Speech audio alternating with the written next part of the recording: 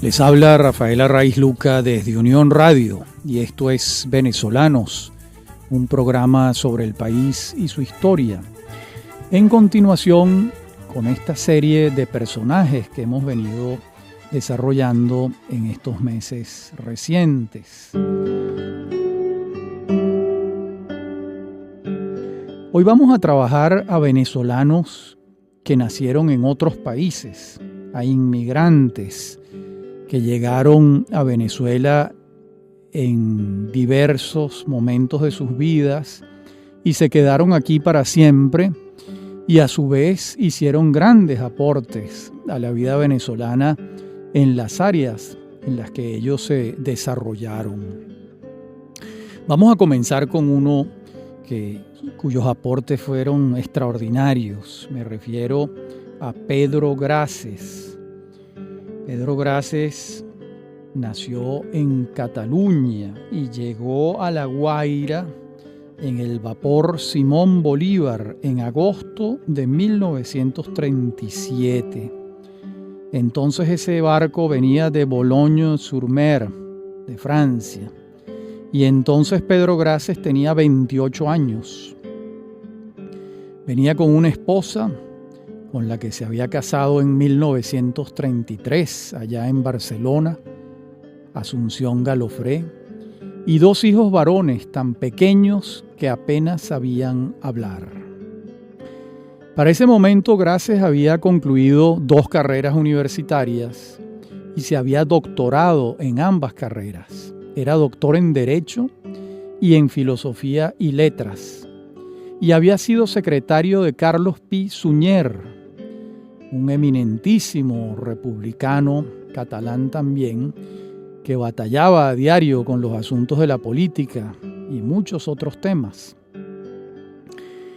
Y fue como la Guerra Civil Española le hizo la vida irrespirable a esta joven pareja catalana, Grases Galofre, y tomaron el camino hacia Francia en 1936. Y allá se establecieron en un pueblo llamado La Chapelle-aux-Bois, y finalmente toman la decisión de embarcarse hacia América, en ese barco con nombre de prócer, Simón Bolívar. Y él afirmó en una entrevista sostenida conmigo lo siguiente: cuando llegué a La Guaira me parecía que el cielo estaba abierto y la gente simpática. A los pocos días conocí al ministro de Educación y me preguntó: ¿qué ha hecho usted? Y yo le respondí: pues estudiar y aprender. Inmediatamente me nombraron profesor en el Instituto Pedagógico Nacional. Esto me dijo a mí Grases en una entrevista en junio del año 2003, cuando lo entrevisté para un libro que hice que se titula España y Venezuela, 20 testimonios, publicado por la Fundación para la Cultura Urbana y la Embajada de España en Venezuela en el año 2004. Y es muy probable que esta haya sido la última entrevista que concedió Pedro Grases. Y esos años de docencia de Grases entre nosotros incluyen las asignaturas que impartió en el Liceo Fermín Toro, en la Escuela Normal Superior, en el Liceo Andrés Bello, en el Colegio América y también en las universidades Central de Venezuela y luego Católica Andrés Bello. Y se mantuvo en la docencia en Venezuela durante 42 años, contribuyendo con la formación de varias generaciones de venezolanos que por supuesto lo recuerdan como un profesor de muy altos vuelos. Y estos primeros años de la vida de Grases o de los Grases en Caracas, además trajeron un experimento insólito, inédito entre nosotros. La familia Valmillana, también catalana, y los Grases eran tan amigos que un día Pedro Grases le preguntó algo inesperado: ¿por qué, si nos queremos tanto, no vivimos todos juntos? Y a ustedes, se refería a las mujeres de ambas familias, que no les gusta cocinar, pues busquen un cocinero para ser más felices. Y así fue. Los Graces y los Valvillana se fueron a vivir en la misma casa y vivieron juntos durante 12 años y medio, con una gran armonía, esa armonía con la que viven los espíritus superiores. Esto no es fácil, por supuesto. Este es un dato anecdótico, ¿verdad? Pero que explica muy bien el espíritu de estos inmigrantes catalanes en Venezuela. Y a la par de la actividad docente de don Pedro, comienza una obra titánica que la precisa y la organiza muy bien el profesor Ildefonso Méndez Salcedo en un libro que se titula Apuntes para el estudio de una trayectoria intelectual, un libro publicado por la Fundación Pedro Graces en Caracas en el año 2003. Y además, el propio Graces le dio organicidad a su trabajo al él mismo estructurar sus obras completas, que fueron publicadas en vida de don Pedro en 21 tomos. Esto comenzó a publicarse en 1981 por la editorial catalana Seix Barral Editores, una de las legendarias editoriales catalanas. Y lo que se evidencia de ambas organizaciones es que el propio autor, Graces, fue dibujando un plan de indagación e inmersión completo, como nunca antes se había adelantado, ni antes nadie se había sentido la necesidad de hacerlo, un plan de inmersión en la venezolanidad. Me refiero entonces a que Graces asumió el estudio de la venezolanidad en un arco que fue desde los primeros espíritus libres, los de Gual y España, pasando por la generación constructora de la República, hasta llegar a nuestros días, o a los días en los que Graces se fue de este mundo, en el año 2003, porque estuvo trabajando hasta el final de sus días. Y a cada uno de estos hombres que Graces fue precisando, se propuso estudiar sus vidas, ordenar sus aportes, clasificar sus papeles e incluso rescatar en librerías remotas unos ejemplares incunables que ya no se conseguían en Venezuela o que se habían perdido para siempre. Es el caso del Triunfo de la Libertad sobre el despotismo de Juan Germán Rossio. De modo que son muchos los aportes de Graces en materia bibliográfica, ¿no? Y claro, por si acaso alguien no lo ha advertido todavía, solo puede adelantarse un trabajo como este, solo lo puede adelantar un hombre pletórico de amor al prójimo, muy por encima del amor que se profesaba a sí mismo, ya que pues en el caso de Graces sería una grosería invocar esto, ya que toda la obra de Graces está volcada en admiración de la obra ajena, tanto en salvamento de obra desperdigada, perdida, como en esfuerzo consciente por encontrar un orden en el caos que dejan estos autores al morir y que no han organizado ni sus obras ni sus vidas de ninguna manera. Y entonces para ese trabajo estaba Graces allí todo el tiempo. Estaba como un trabajador incansable entre papeles. Cuando uno lo saludaba y le preguntaba, ¿cómo está don Pedro? Aquí entre papeles, porque él vivía entre papeles, organizándolos. Cuando él decía papeles, estaba hablando de muchas cosas. Estaba hablando de libros, de folletos, de documentos, de papeles, de cartas, de muchos elementos cuyo soporte es el papel. Ahora, esa inmersión venezolana de Pedro Graces comienza con Andrés Bello, a quien Graces va a estudiar en todas sus facetas. Incluso organiza las etapas de su biografía Indaga en los aportes filológicos, gramaticales, historiográficos, de crítico literario, de poeta, de filósofo y de académico, que son las facetas de Andrés Bello. También va a estudiar gracias a la generación preindependentista. Allí recoge el aporte de los viajeros, culmina la etapa con la generación, con el estudio de la generación que adelantó la independencia venezolana. En esta sección es notable la aproximación de Grases tanto a Miranda como a Bolívar. Pero todavía, a mi juicio, es más importante su rescate y comprensión del venezolano mejor formado de su tiempo, del que más hondo llegó en la teorización escrita sobre los motivos de la libertad. Por supuesto, me estoy refiriendo a Juan Germán Rocio.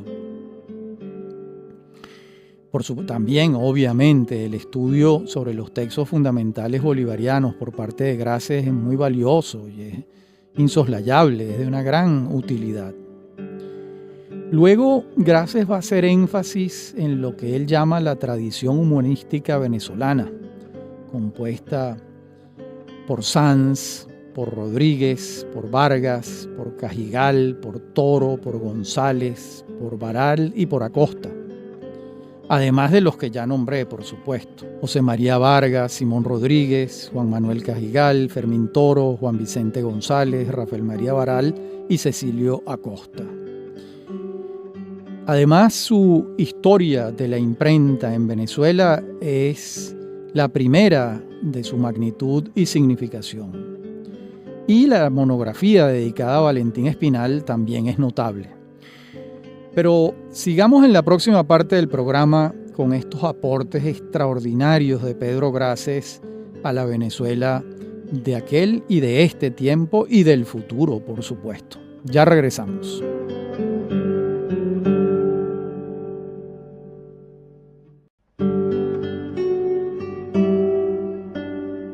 Decíamos en la parte anterior del programa que la lista de aportes de Pedro Grases no se agotaba allí.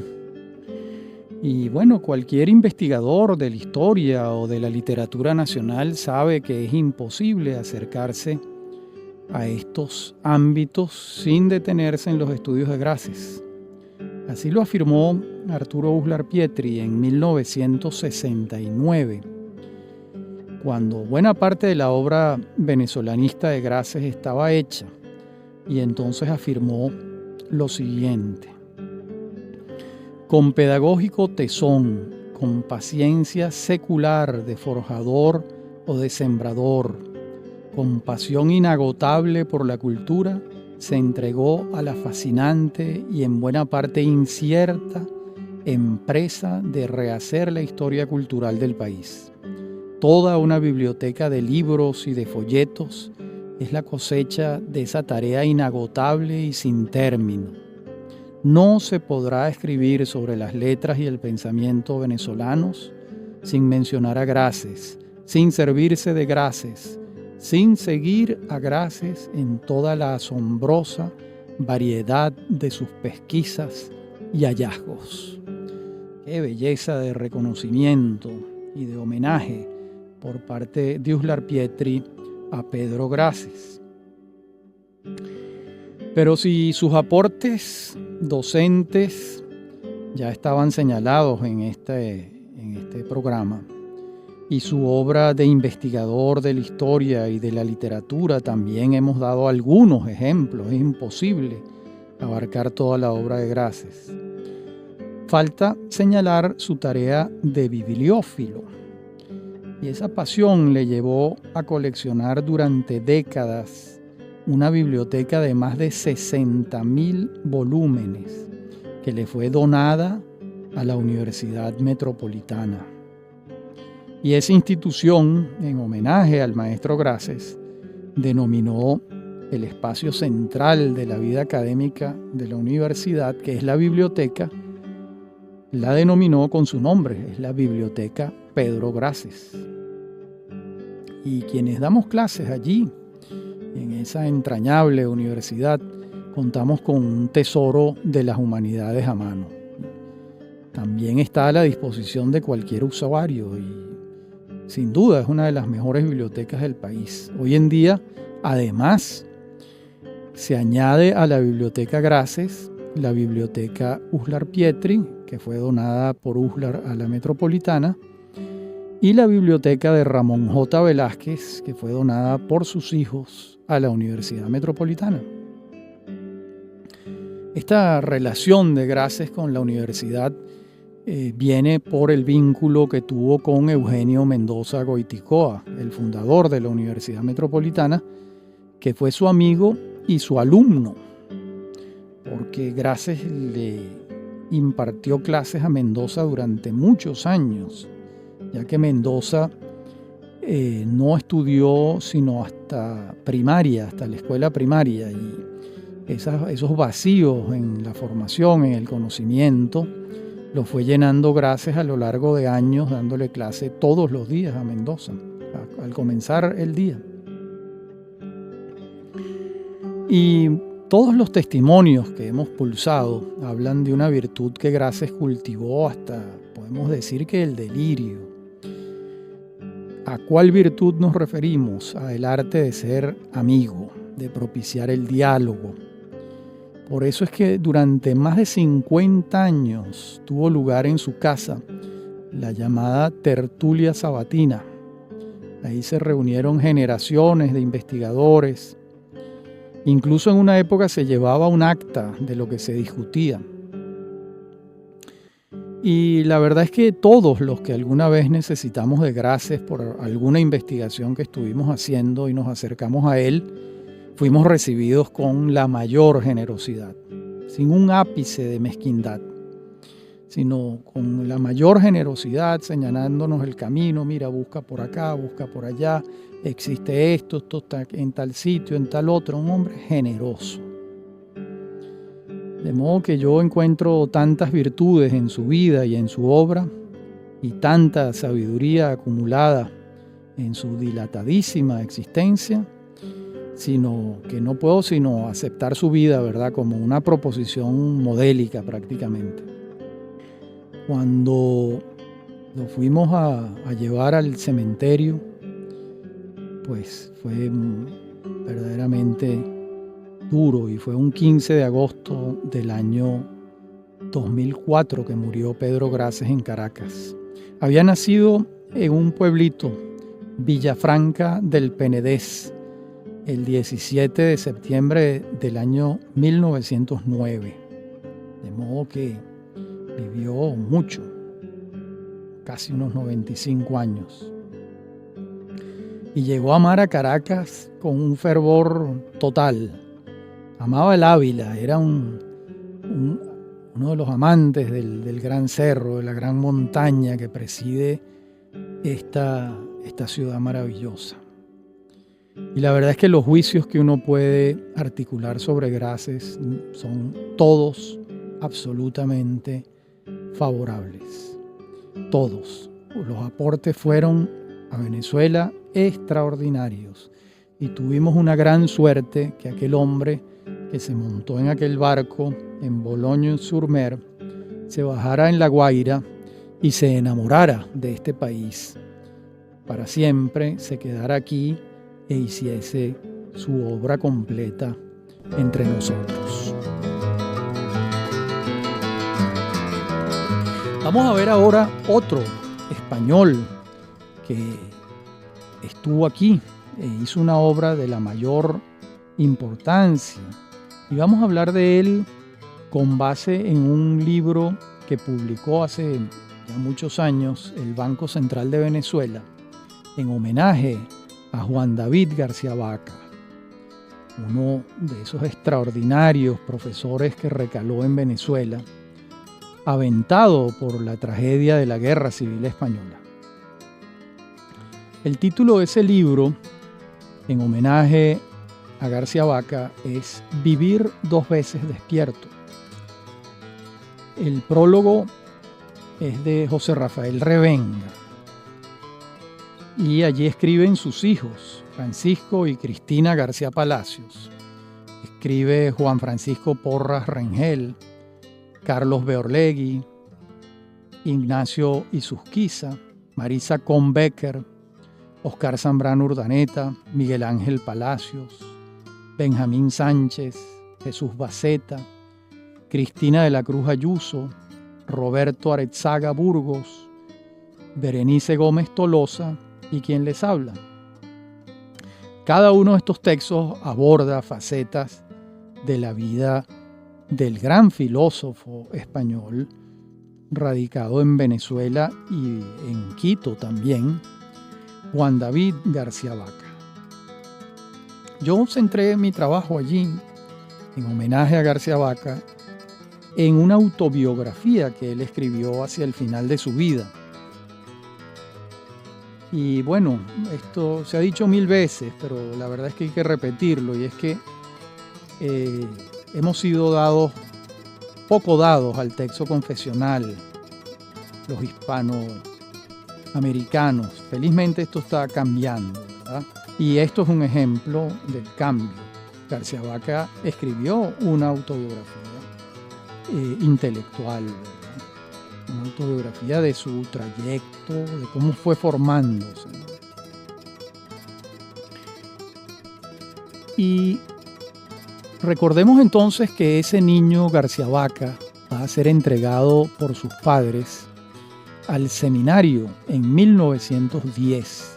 Ese niño tiene 9 años y él va a egresar del mundo conventual, donde se formó como sacerdote, en 1938, cuando tiene 37 años.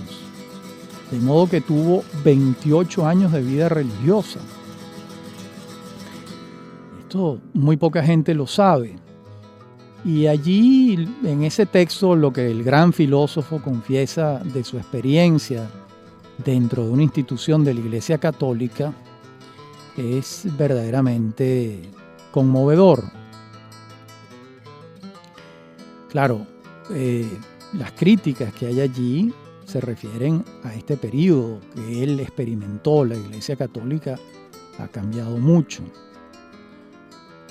De modo que él estuvo allí entre 1911 y 1938.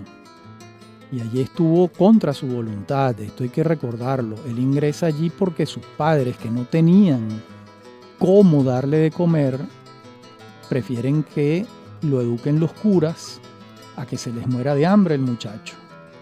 Pero la vocación religiosa de García Vaca no existía, de modo que aquellos años fueron de formación por una parte, pero también unos años muy duros para él, porque él no estaba allí motu propio, él no estaba allí por su voluntad, sino por la necesidad. En la próxima parte del programa seguiremos viendo a Juan David García Vaca a través de esta autobiografía que escribió el gran filósofo español radicado en Venezuela, profesor de la Universidad Central de Venezuela, traductor de la obra de Platón y, por supuesto, considerado en nuestro país y en España como uno de los grandes filósofos del siglo XX. Ya regresamos.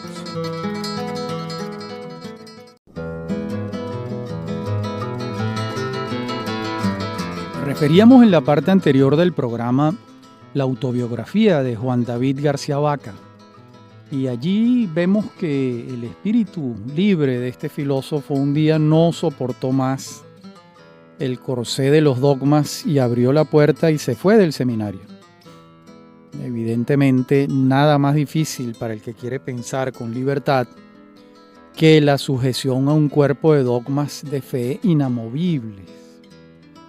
De modo que esa petrificación dogmática, él no pudo con ella. Él quería pensar libremente y lo que le tocaba era irse. Y eso fue lo que hizo. El maestro García Vaca quería pensar, quería hacer filosofía. La muy respetable teología no estaba entre sus proyectos intelectuales hacia el futuro. Y por eso,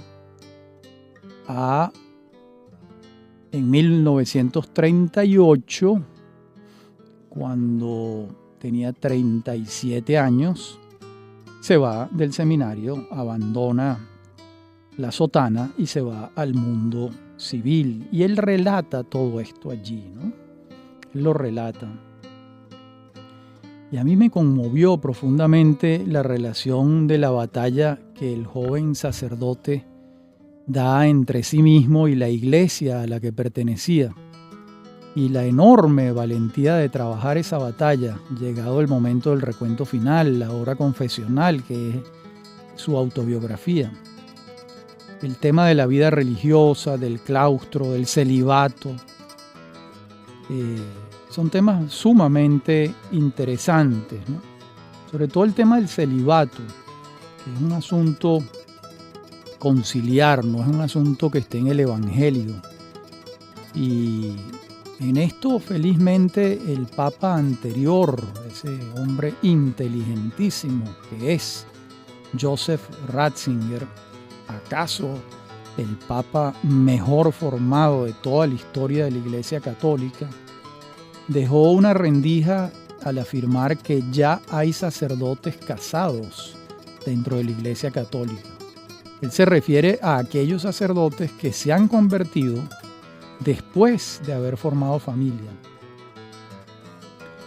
Ese tema está muy sobre la mesa, digamos así, por además los acontecimientos recientes de la Iglesia. Es un tema que siento que tiene que seguirse discutiendo. El celibato sea una opción y probablemente deje de ser una exigencia. El que quiere ser célibe, bienvenido, se le respeta, pero que no sea una exigencia. Pareciera que eso es posible que ocurra, pero no lo sabemos. En todo caso, de estos y de otros temas va a hablar García Vaca, ese gran filósofo, en su autobiografía intelectual, que tuve el placer de leer y de escribir sobre ella. Veamos ahora a otro español que se radicó entre nosotros y que también hizo una obra de gran significación. Vamos a referirnos a Manuel García Pelayo. Y sobre todo nos vamos a referir a un ensayo de García Pelayo, publicado por la fundación que lleva su nombre en el año 2004, y es una reflexión de García Pelayo sobre el resentimiento. Se titula Notas sobre el resentimiento en su dimensión psicopolítica. Recordemos que García Pelayo desarrolla buena parte de su obra de científico político entre 1958 y 1979 en la Universidad Central de Venezuela. Ya para cuando llegó a Venezuela era una autoridad en derecho constitucional y en historia política. Y aquí fundó el Instituto de Estudios Políticos de la Universidad Central de Venezuela. Contribuyó decisivamente a crear la carrera de Ciencias Políticas. Y sus aportes a este mundo en Venezuela son determinantes, y en España también, por supuesto. Y en cuanto al resentimiento que él va a trabajar con base en un ensayo de Max Scheler, son muy interesantes las observaciones que tiene García Pelayo sobre el resentimiento. Fíjense lo que dice. Consiste en un odio impotente hacia aquello que se admira o se estima, pero que no se puede ser o no se puede poseer. Se estiman ciertos valores, pero se odia a quienes los poseen o a los valores mismos, en razón de que no se tienen. En su forma extrema, el resentimiento transforma el odio en la negación de los valores vigentes y en la postulación de un sistema de valores contrarios, es decir, de una inversión de valores. Y bueno, hasta aquí la cita.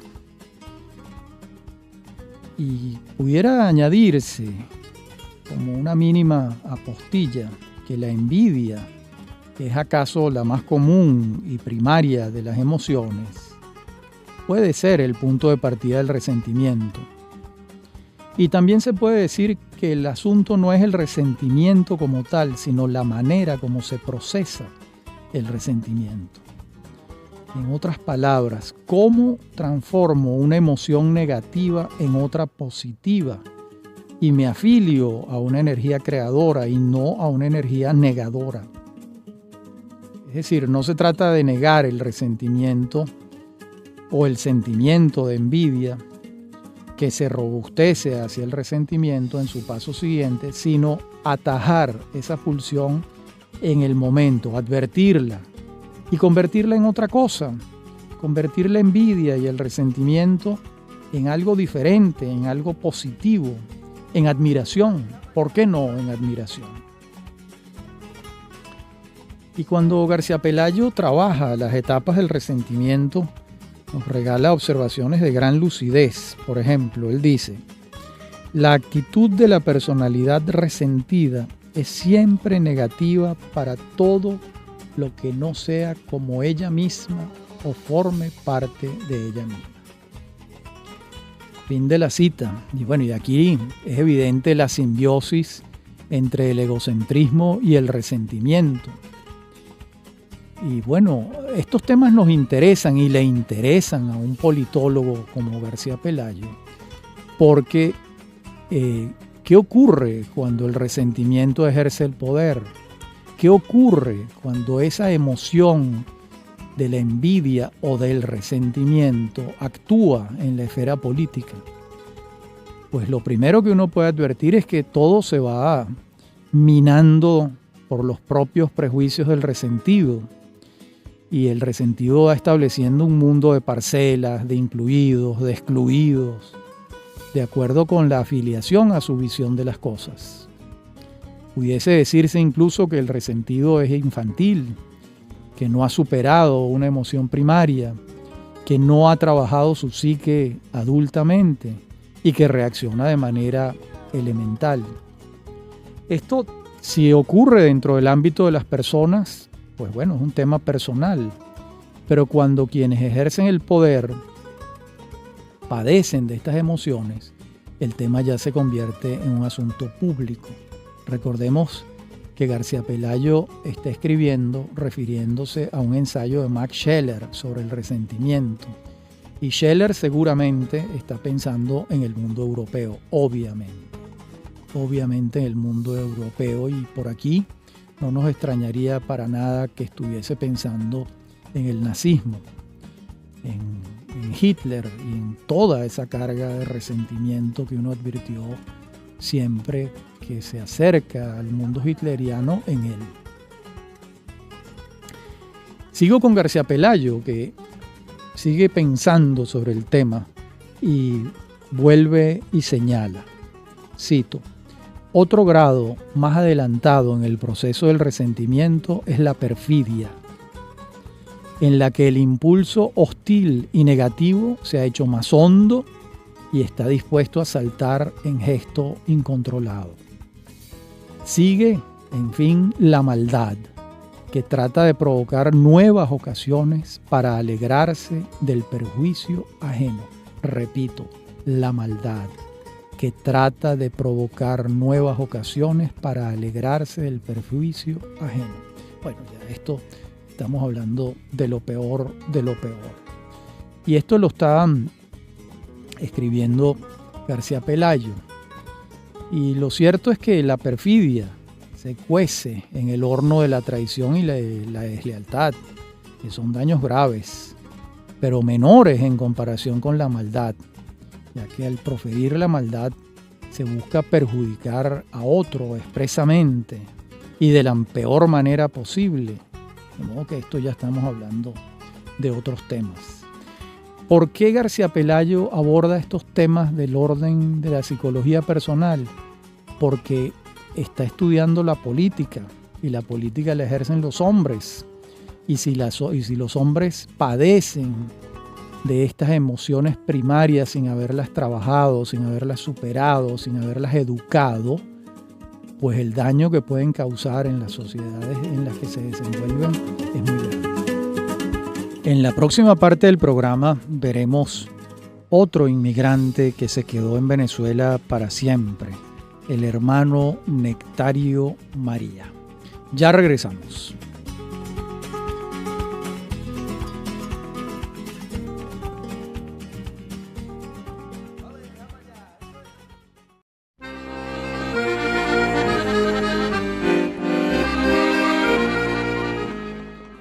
Hablemos ahora de Louis Alfred Silvano Pratlon Bonichel, es decir, el hermano Nectario María, que nació en Francia el 28 de octubre de 1888 y que va a llegar a Barquisimeto el 6 de marzo de 1913, a los 25 años, ya ordenado en la congregación que fundó San Juan Bautista de la Salle en 1680.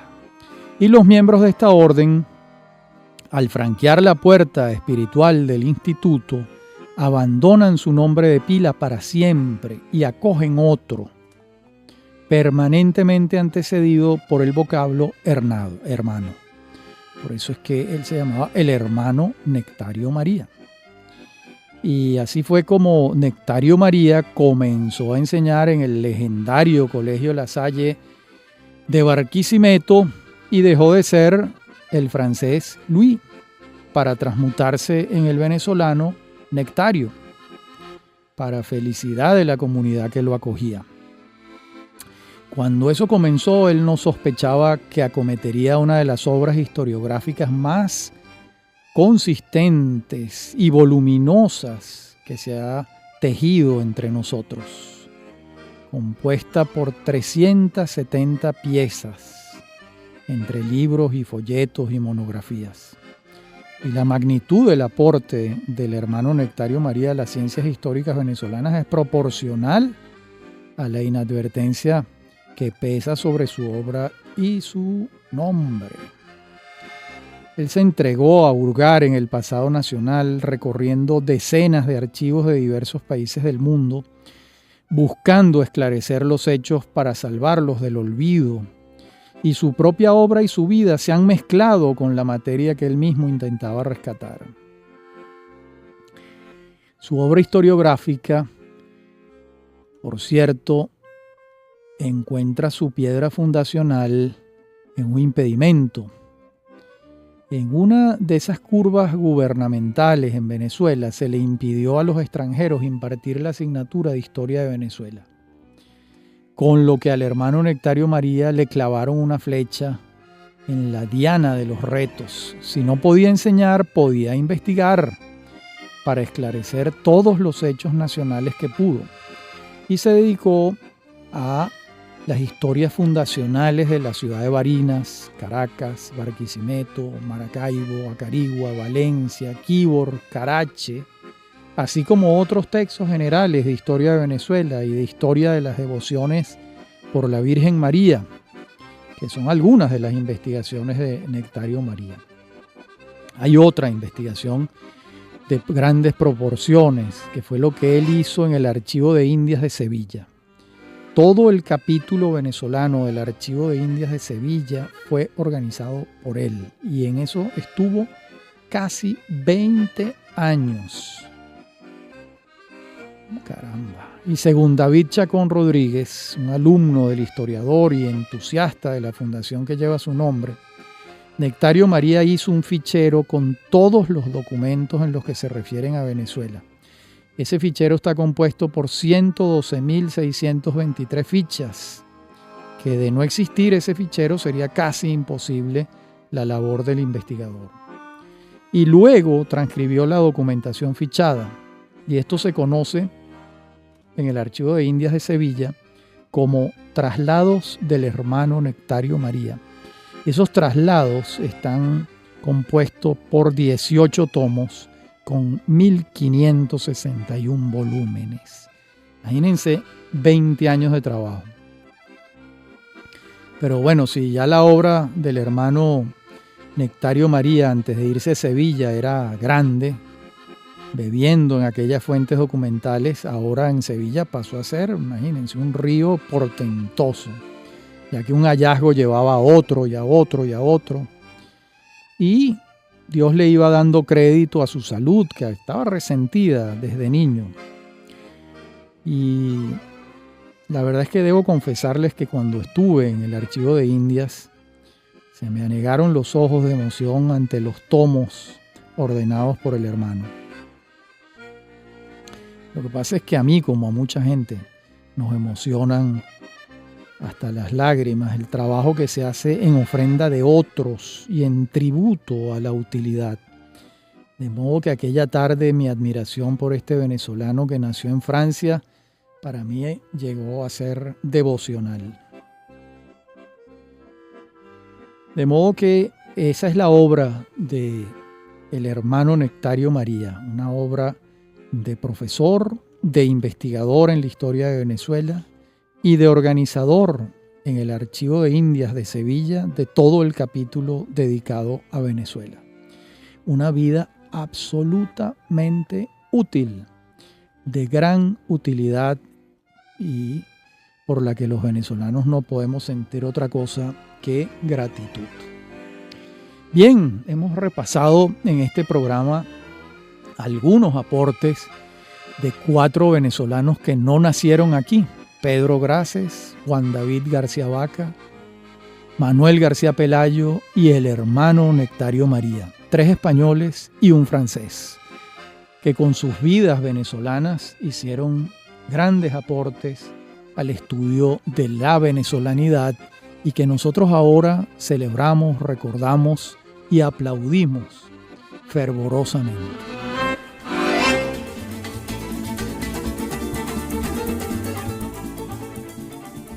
Esto es Venezolanos y habló para ustedes Rafaela Raiz Luca. Me acompañan en la producción Inmaculada Sebastiano y Francisco Gil, y en la dirección técnica Francisco Gil. A mí me consiguen en mi correo electrónico rafaelarraiz@hotmail.com, en Twitter @rafaelarraiz. Ha sido como siempre un gusto hablar para ustedes. Hasta nuestro próximo encuentro.